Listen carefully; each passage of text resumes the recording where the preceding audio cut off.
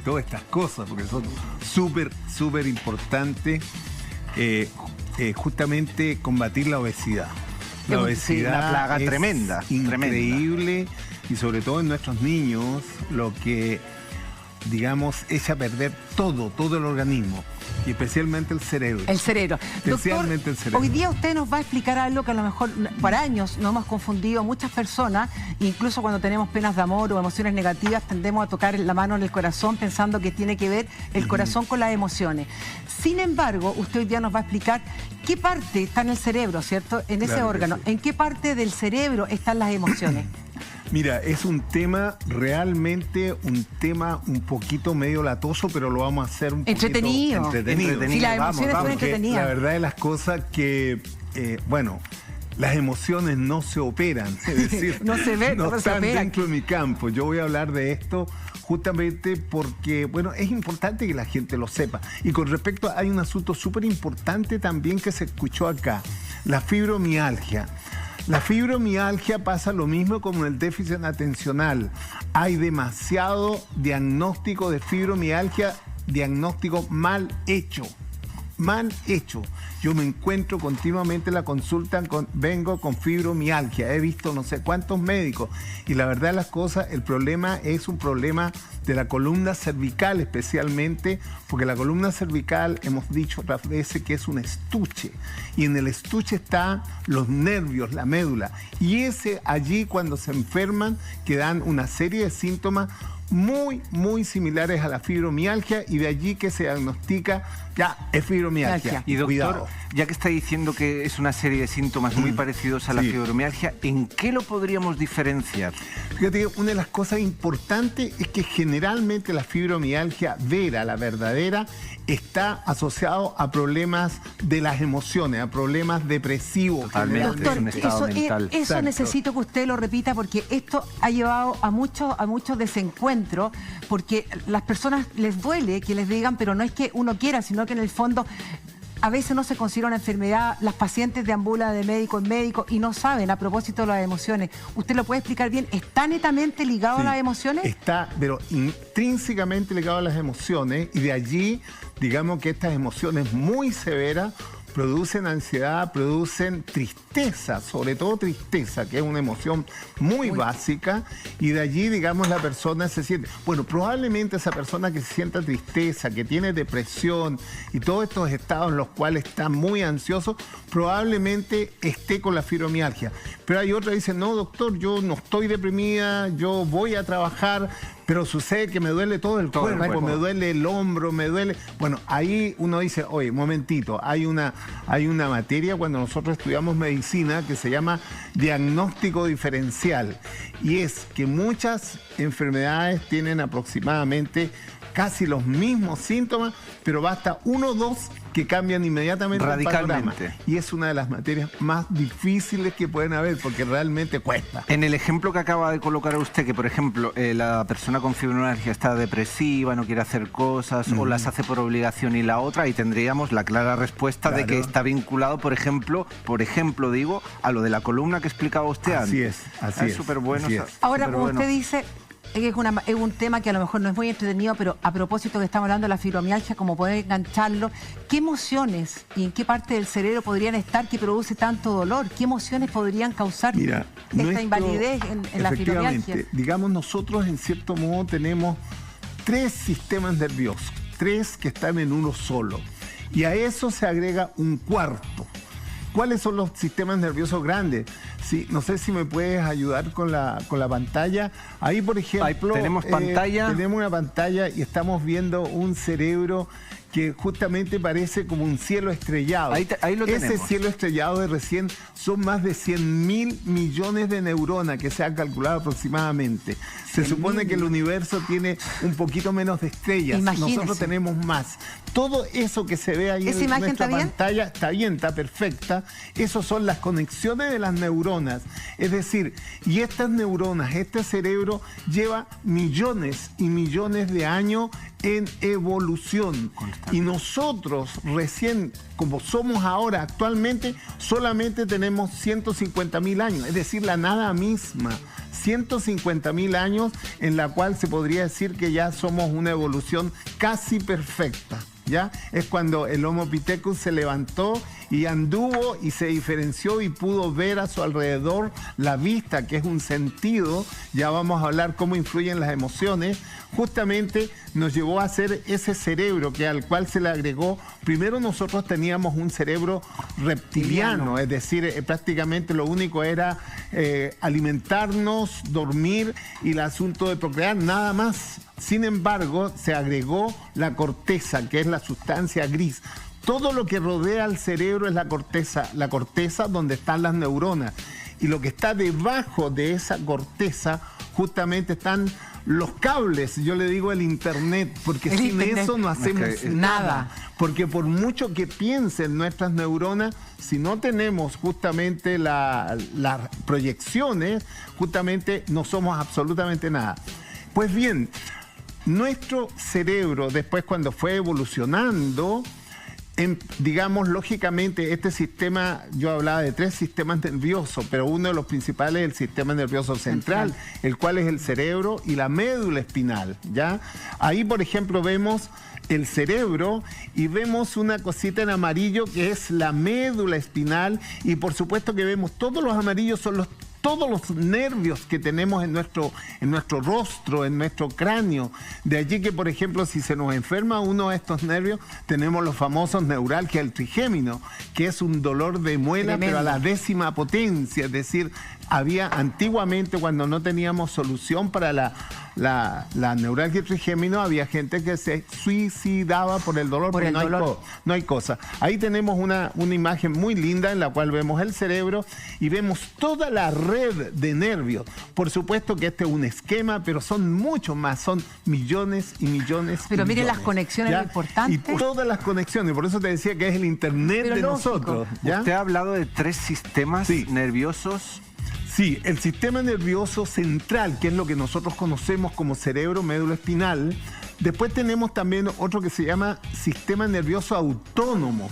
El sistema nervioso autónomo, digamos, con sus grandes cadenas, el nervio vago y el nervio simpático. Que no tiene nada de simpático. Son los que justamente nosotros no lo dominamos. No. Ese sistema nervioso autónomo es el que, por ejemplo, te controla el corazón.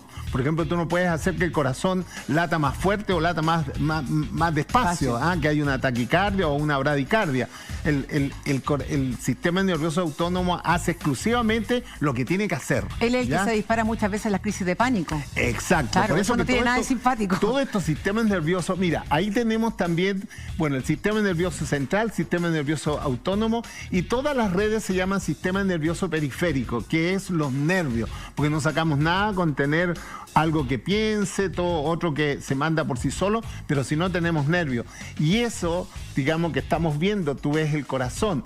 El corazón, por mucho que se dice que es el órgano sencillamente formidable y que ahí se encuentran todas las cosas, yo románticamente le concedo esa razón, pero sé, pensando que realmente no están ahí el corazón, ahí no está el amor, no está la sensación en la cual todo el mundo se siente enamorado, sino que está en el cerebro. ¿Y por qué se hace siempre referencia cuando hablamos del amor y todo esto al corazón? Que se rompe el corazón. Exacto, mira.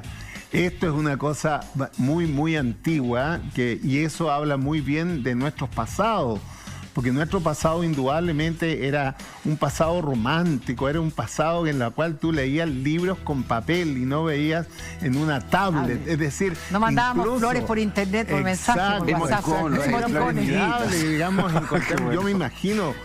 las damas recibir una carta de su enamorado, de su pololo, formidable. Ahora por un WhatsApp no es lo mismo, es frío, es totalmente incluso se malentiende muchas veces. Así es. Y dice por último la gente, oye, esta tipa no escribe bien, es decir, tiene mala... Así que ¿de dónde es? Además. No, increíble. Bueno, en todo este asunto, todos estos 3 sistemas integrados, viene el sistema que vamos a hablar nosotros, que es el sistema límbico, que está dentro del sistema nervioso central, está dentro de nuestro cerebro, pero ese sistema límbico está con una serie de pequeños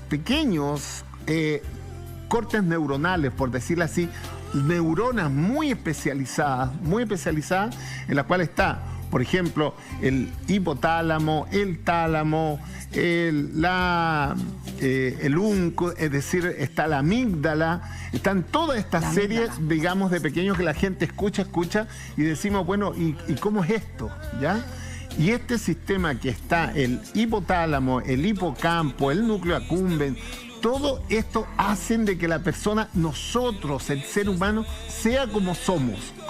Y esto, pero ellos reciben estímulos del medio ambiente. Ellos reciben estímulos táctiles, ellos reciben estímulos... A través de los sentidos. A través de los sentidos, justamente. Es decir, cuando nosotros vemos, cuando escuchamos, cuando sencillamente gustamos una comida, todo eso está llegando. ¿Y ahí qué se activa? Y ahí, digamos, eso se denominan, esos estímulos hacen de que todo en este circuito que se llama el hipotálamo, hipocampo y una serie de palabras difíciles, hacen de que efectivamente la persona, hay dos grandes cosas.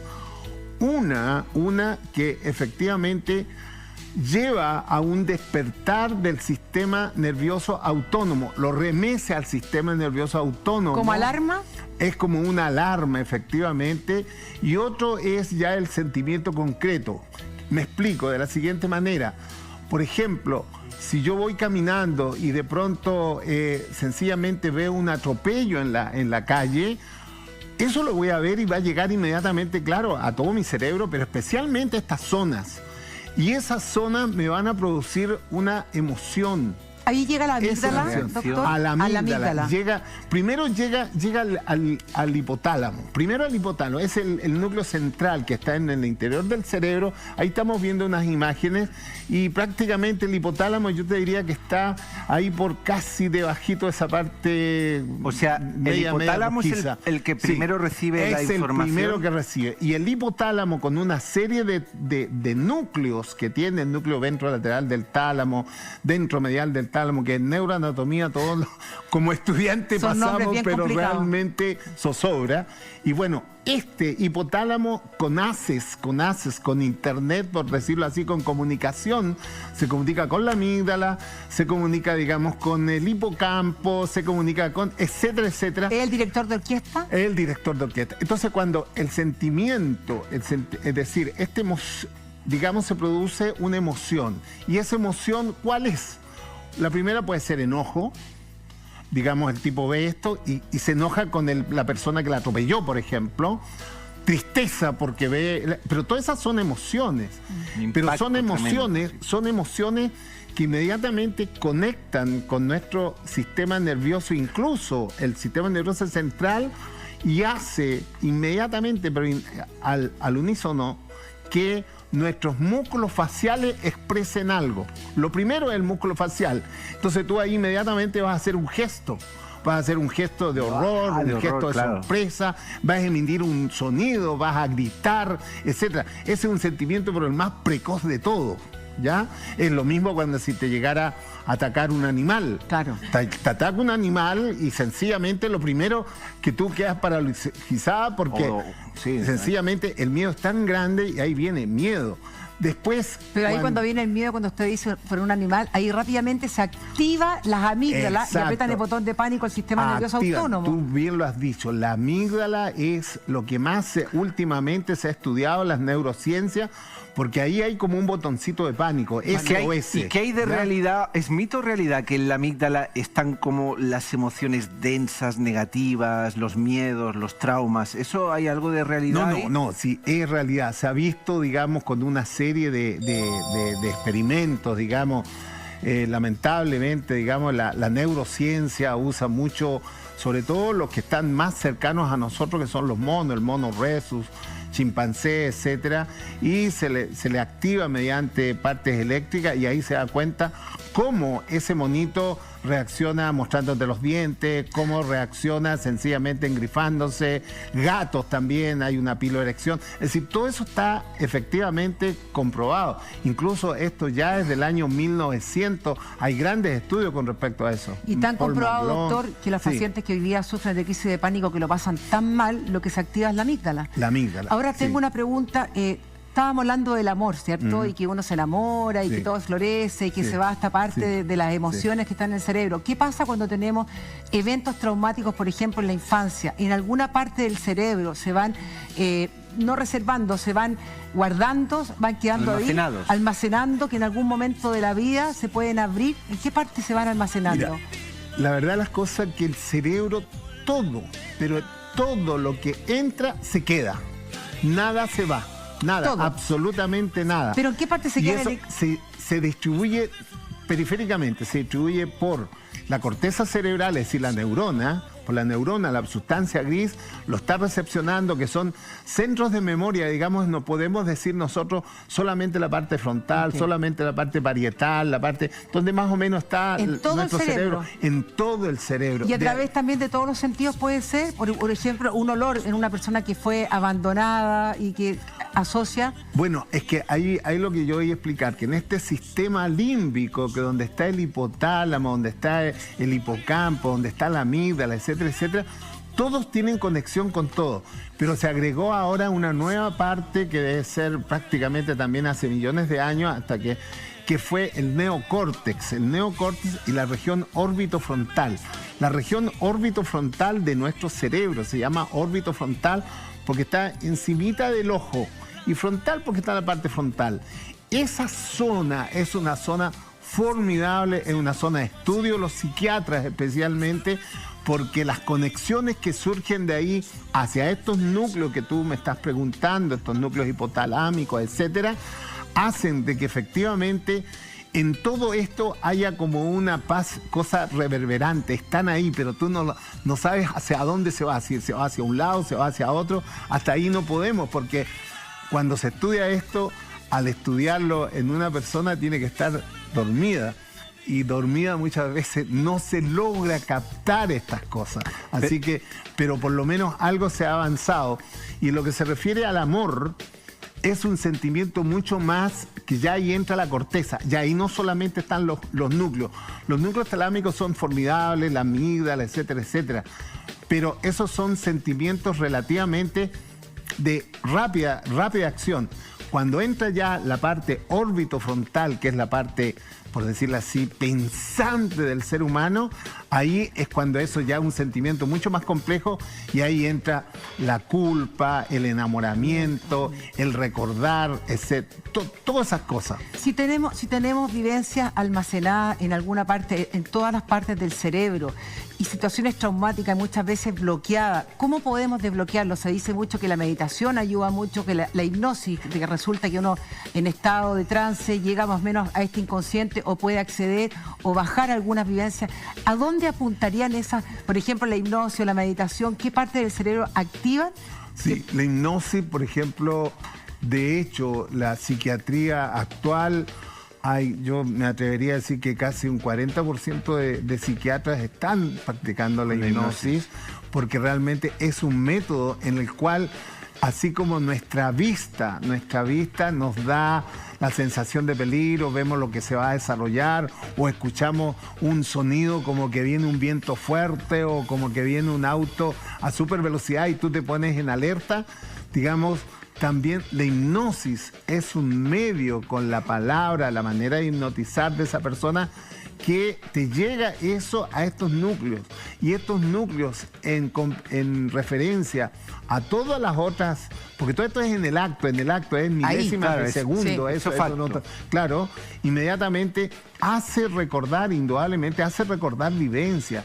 Y de allí, digamos, muchas veces en estos estados en los cuales hay que hacer una especie de recorderis. La persona que tiene un problema psiquiátrico muy grave, bueno, muchos médicos logran llegar cuál es el principio, por qué se produjo ¿Dónde está el esto? hilo conductor, la causa? Exacto. origen. ¿Dónde El origen, está? claro. Entonces ahí realmente, sobre todo, todas estas cosas son para la parte, digamos, de tipo psicología, que la cual tú estás manejando, la parte psiquiátrica. Por eso yo decía en un principio, yo soy neurocirujano y estas cosas no se operan. Pero ¿no? son tan importantes, Pero doctor, realmente las hay emociones. que saberlas, porque sencillamente las emociones, tal como estamos hablando acá, las emociones, fíjate que nos crean, lo principal que nos crea la emoción es la motivación y el aprendizaje, que es importante en el ser humano. Gracias a eso nos diferenciamos a los animales, no solamente porque hablamos, porque tenemos lenguaje, porque nos motivamos. Tú te motivas desde chiquitita que quieres ser músico. Claro. Y esa motivación está en los núcleos centrales de tu cerebro y tú, como decía un tío mío, oye, Pepe me decía, a pesar de que yo no me llamo Pepe ni José, me decía Pepe. Decía, Pepe para bueno, los amigos. ¿qué vas a hacer cuando grande? Entonces yo le decía, bueno, si Dios quiere, tío, voy a ser médico. Mira, me decía, Desde chiquitito. si Dios quiere, vas a ser médico. Y si Dios no quiere, también vas a ser médico. Lo que quiere decir Está muy que la buena. motivación es tan grande y se te queda en tu cerebro.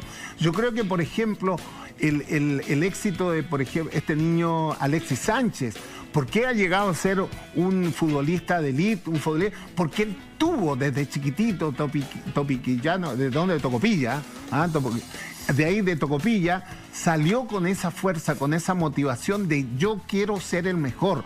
Lo mismo que seguramente le pasó a Y lo Marcelo mueve. Ríos. Lo tenía en cada célula grabado. Y en cada ahí viene todas la partes. motivación y yo dije el aprendizaje. Porque Doctor, ahí tú tienes que ver que estas cosas no llegan del cielo. Esto no llega del cielo, por mucho No que dicen. existe como dice la suerte. Esto viene de adentro, de la motivación del venía querer. predispuesto, tenía ciertas, digamos, aptitudes. Aptitudes que tuvo que cultivarlas. Eso es muy importante.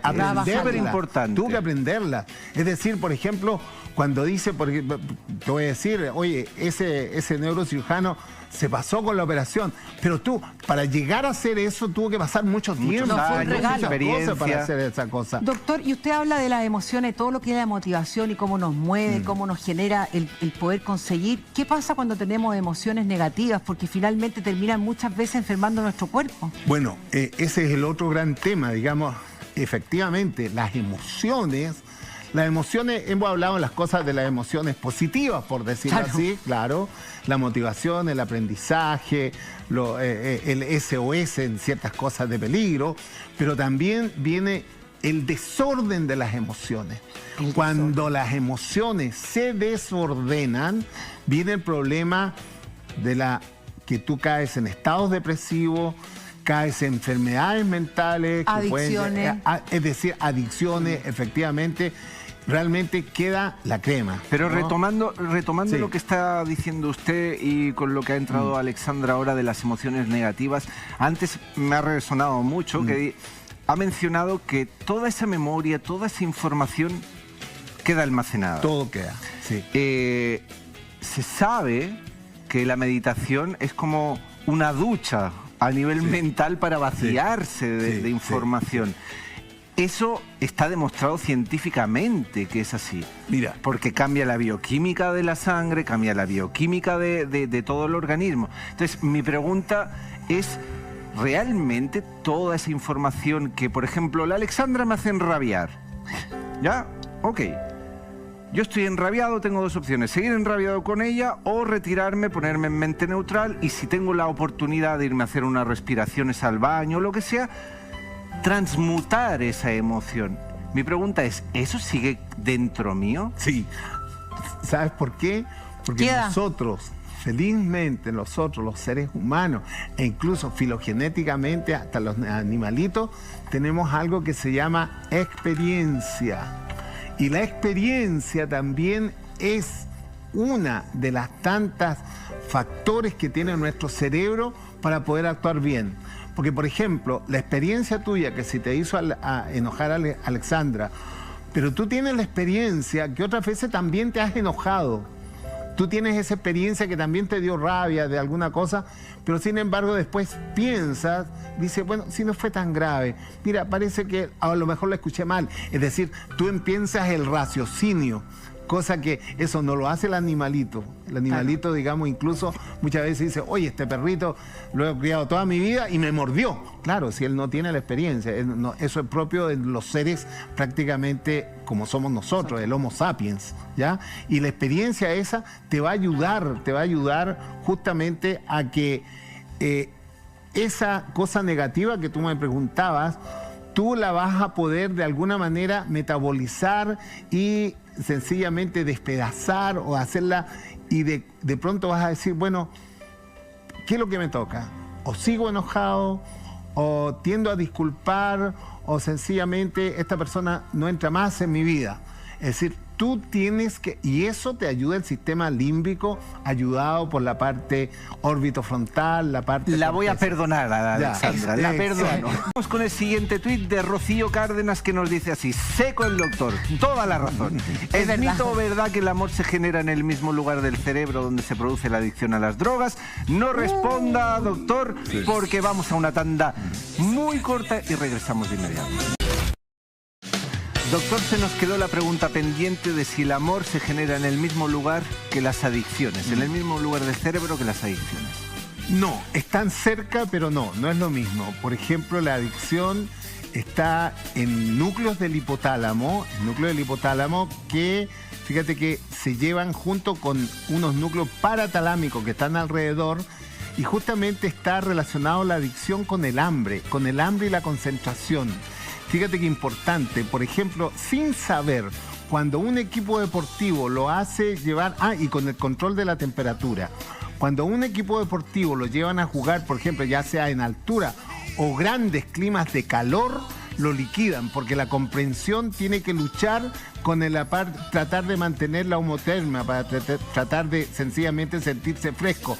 Y eso hace que los jugadores anden verdaderos como zombies. ¿Por qué? Porque la comprensión y justamente la parte del asunto del hambre está más o menos muy cercano. Sin embargo, el amor es algo tan que no se puede realmente definir dónde sencillamente se encuentra el amor. Hay muchos factores. Se le llenan, se ponen sus ojitos brillantes, doctor. Sí, así es. Oiga, doctor, nos ha dado una clase magistral. Usted Así tiene las es. puertas abiertas cuando quiera, muy entretenido. Así que aquí, Perfecto. en Vivir Bien, Muy bien, están las pues. puertas abiertas. Muchas gracias por haber estado con Muy nosotros. Honrado Muy con bien. su presencia. Ok, nos Y vemos. nosotros nos despedimos con un gran abrazo y buenas vibraciones. Hasta mañana a las 14:30 en su programa preferido, Vivir Bien. Gracias.